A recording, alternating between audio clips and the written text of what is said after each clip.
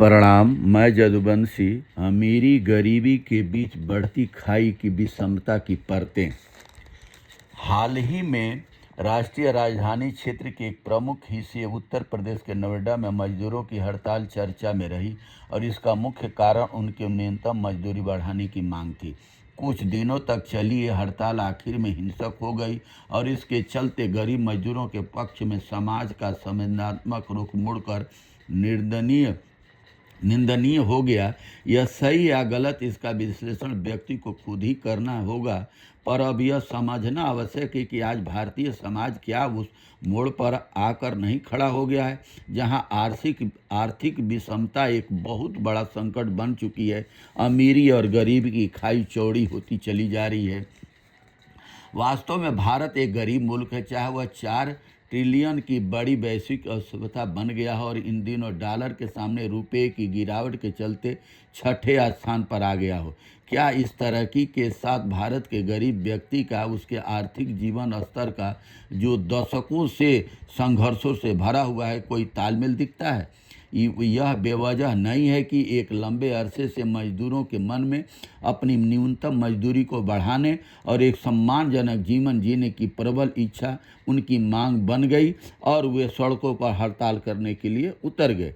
मजदूरों की मुख्य मांगों में न्यूनतम वेतन में बढ़ोतरी, समय पर वेतन, आपातकालीन चिकित्सा सुविधा, साप्ताहिक अवकाश, महिला श्रमिकों के साथ सम्मानजनक व्यवहार, 8 घंटे से ज़्यादा काम करने पर दोगुना ओवरटाइम वेतन और वक्त पर वार्षिक बोनस भूषण शामिल थे। इन मांगों का अपना औचित्य है, लेकिन सच्चाई का एक पक्ष यह भी कि मजदूर हड़ताल करने के लिए इसलिए उतारू हुए कि वे अपनी बढ़ती आर्थिक असमानता, जिसके अंतर्गत कंपनियों के मुनाफे में वृद्धि और मालिकों की अमीरी के लगातार बढ़ते स्तर को भी देख रहे थे। इन सबके बीच एक सम्मानजनक जीवन जीने के लिए मजदूर भी अपने वेतन में बढ़ोतरी की मांग कर रहे थे। यह छिपा हुआ नहीं है कि एक मजदूर का वेतन 10 से 12 हज़ार है, जिसमें कई बार उसे तकरीबन 12 घंटे श्रम करना पड़ता है। वही महंगाई का पर नियंत्रण सरकार का नहीं, इसका प्रत्यक्ष उदाहरण गैस सिलेंडर के बढ़ते मूल्य हैं, जो अब मजदूरों की पहुंच से बाहर जा रहा है। एक कमरे के मकान में रहने वाले मजदूर का मासिक किराया 3 से 4 हज़ार रुपया होता है, जो उनके वेतन का करीब 40% होता है। बाकी बचा हुआ हिस्सा खाने पीने में चला राशन के में बच्चों की शिक्षा पर खर्च, और अगर बुजुर्ग माता पिता आश्रित हों, छोटे भाई बहन हुए, तो उनका गुजारा बसर कैसे होगा। स्थिति और भी गंभीर है। जब भी मजदूर अपने हक की मांग करता है तो उसे नौकरी से निकालने की धमकी दी जाती है। कई रपटों के आंकड़े ये भी सामने आए हैं कि आंदोलन के बाद कई कर्मचारियों को काम मिलना भी बंद हो गया है। सरकारी संस्थान centre for monitoring Indian economy के ताज़ा आंकड़ों के मुताबिक पिछले 6 वर्षों में मजदूरों को उत्पादन, विक्रय और भंडार में बदलाव का 5.16% के हिस्सा घटकर अब 4.97% रह गया। वर्ष 1991 में हिस्सा 7% से अधिक हुआ करता था।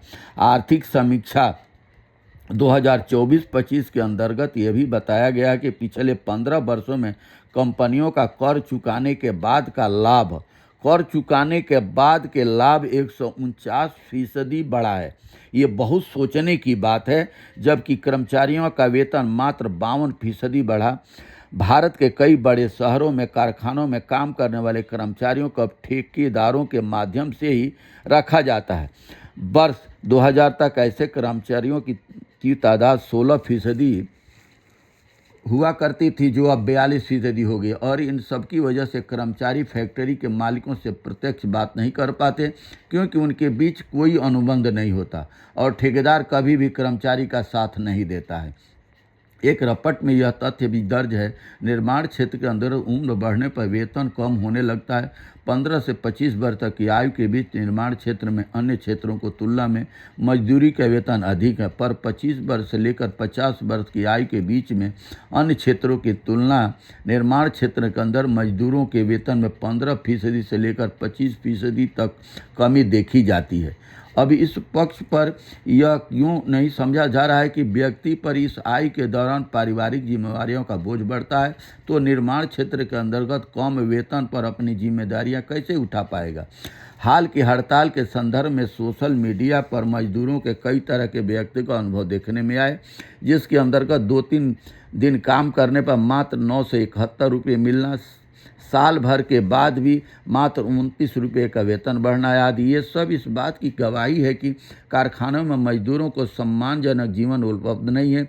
इसके अलावा 100 से अधिक श्रमिक वाले कारखानों की सब्सिडी वाला भोजन अपने मजदूरों को उपलब्ध कराना होता है, लेकिन अधिकतर कारखाने ऐसा नहीं करते हैं।